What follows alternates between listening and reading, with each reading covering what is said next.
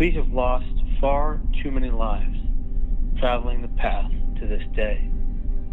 Since 1937, over 2,000 people have died at the Golden Gate Bridge.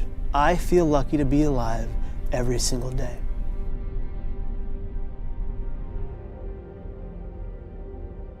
Of the thousands that have died off the Golden Gate Bridge, I am of the 1% who have survived.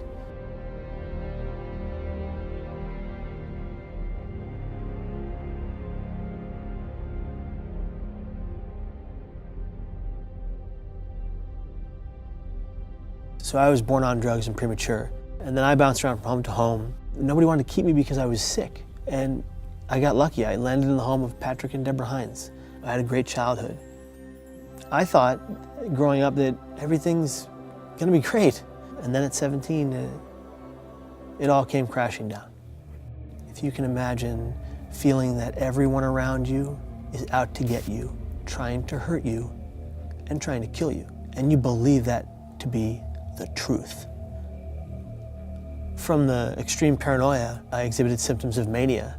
From the mania came the hallucinations, both auditory and visual. And so with that and the bipolar disorder, I just was spiraling out of control.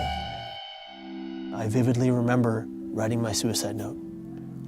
People don't get it. Like, I thought I was a burden to everyone who loved me because that's what my brain told me, because that's how powerful your brain is.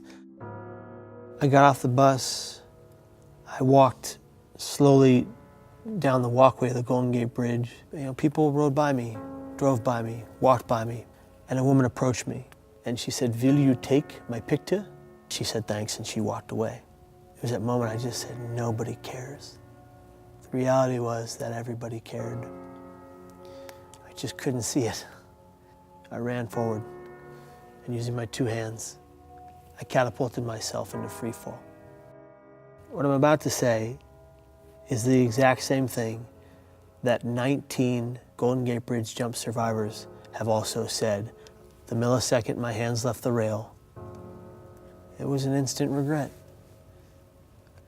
And I remember thinking, no one's gonna know that I didn't want to die. In 4 seconds I fell 75 miles an hour, 25 stories, and I hit the water. I was in the most physical pain I had ever experienced, I have ever experienced. The Coast Guard was amazing. He was just so freaked out that I was alive that he just dove in and brought me on board. The guy said, "Do you know how many people we pull out of this water that are already dead?" And I said, "No, and I don't want to know." The guy put his hand on my forehead, said, "Kid, you're a miracle." My father took one step into the hospital room, and I looked up at him and I said, "Dad, I'm sorry." And he said, "No, Kevin, I'm sorry." And if you think about it, both of our immediate reactions were guilt. Guilt that didn't belong to either of us. And even though I didn't die, I caused people a great deal of grief and pain. Just the day of my attempt still sits within them today. I asked my father if he still feared my death by suicide. He said every time the phone goes off, his first inclination is Kevin alive. I had that impact on my dad. So after the jump, the road to recovery was pretty long. I had 7 psych ward stays in the next 11 years. I still have all the symptoms I ever had. Mania, depression, psychosis, hallucinations, all that's still there. I just know how to cope with it and I know how to beat it. I built a support network over these years of treatment so that I wouldn't be fighting this alone. So like, it's okay not to be okay. It's not okay not to ask for someone to back you up.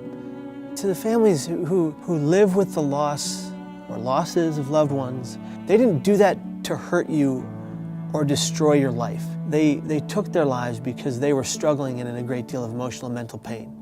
Suicide, mental illness, and addiction are the only diseases that we blame the person for perpetually. But people die from suicide just like they die from any other organ diseased.